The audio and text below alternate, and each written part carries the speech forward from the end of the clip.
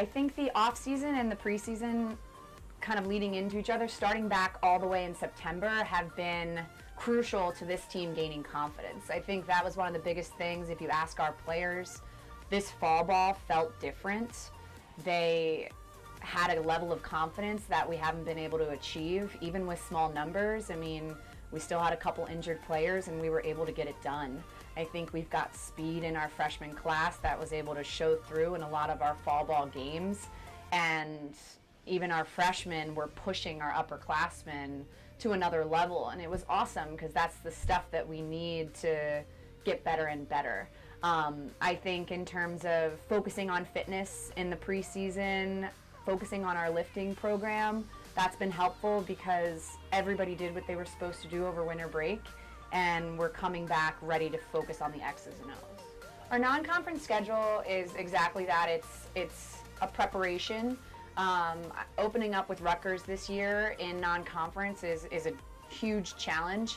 I think not being afraid to play great teams is going to be one way where we can take our game to the next level and not be shy about figuring out what we need to work on and what we're doing really well. So opening up there, and then obviously some local opponents, and throwing in LaSalle, who we've played kind of year in and year out, 5 out of the 6 seasons that I've been here, so that'll be kind of a nice measuring stick in terms of our progress. But we like to treat every non-conference opponent as, choosing something specific we want to focus on within that game, create some goals, and kind of use it as giant practice. Obviously, we want to be competitive. We want to come out to win, and we want to put our sights on winning every single game that we play, but it's really all about conference, so everything leading up to that is exactly that, practice and prep.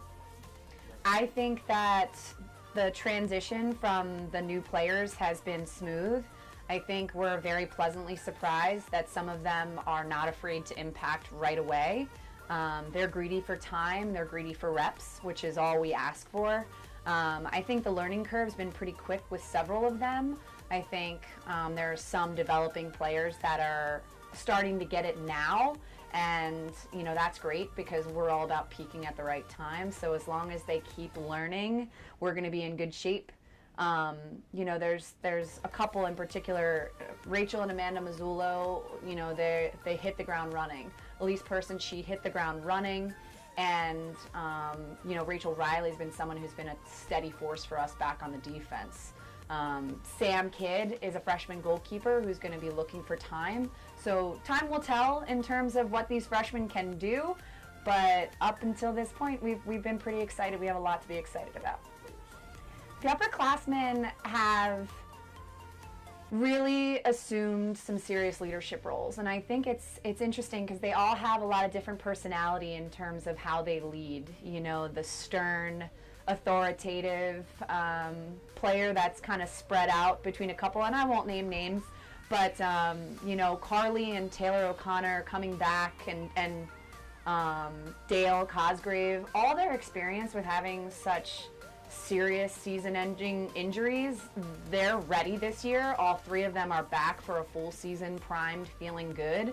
And I think that their experiences of what they've gone through have ignited a passion in them that they are trying to make contagious to every single other person on the team. And then obviously Sierra O'Connor, who's come back, and she's our only returning captain from last season.